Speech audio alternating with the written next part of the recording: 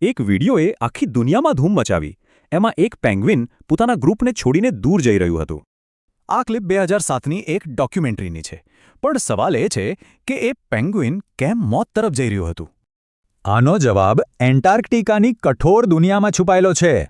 પણ સવાલ એ છે કે પૃથ્વીની સૌથી ઠંડી જગ્યાએ રહેવાનું એમણે કેમ પસંદ કર્યું? જરા વિચારો, અહીં તાપમાન -90 ડિગ્રી સેલ્સિયસ સુધી પહોંચી જાય છે. આવી ઠંડીમાં કોઈ પણ માણસ 10 સેકન્ડમાં જ થીજી જાય. એટલે પેંગ્વિન્સે શિકારીઓથી બચવા માટે આ કડકડતી ઠંડીને જ પોતાનું ઘર બનાવી લીધું. પણ બધા પેંગ્વિન એક સરખા નથી હોતા. ચાલો એમ્પરર પેંગ્વિન વિશે જાણીએ. દર વર્ષે એ 100 કિલોમીટર ચાલીને દરિયાથી દૂર બ્રીડિંગ ગ્રાઉન્ડ સુધી જાય છે. નર પેંગ્વિન 4-4 મહિના ભૂખ્યો રહીને તોફાનો વચ્ચે એક ઈંડાની રક્ષા કરે છે. એટલે જ તો એમને દુનિયાના બેસ્ટ ડેડ કહેવામાં આવે છે. હવે આપણા વિડીયોવાળા પેંગ્વિનની વાત કરીએ. એ છે એડિલી પેંગ્વિન.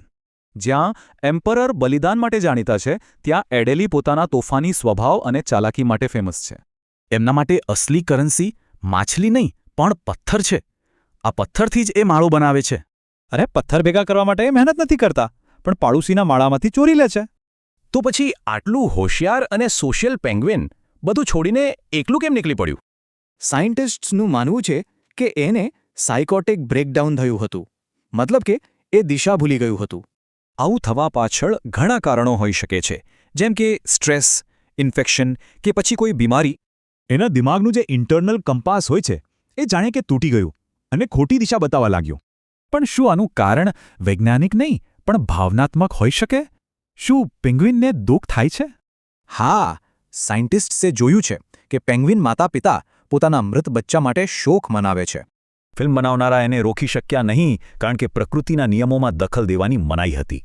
અને એ પેંગ્વિન ચાલતું જ રહ્યું જ્યાં સુધી બરફના એ રણમાં એ ખોવાઈ ન ગયું. તો આ બલિદાન હતું કે દુઃખ? પેંગ્વિનની આ દુનિયા આપણને શું શીખવે છે?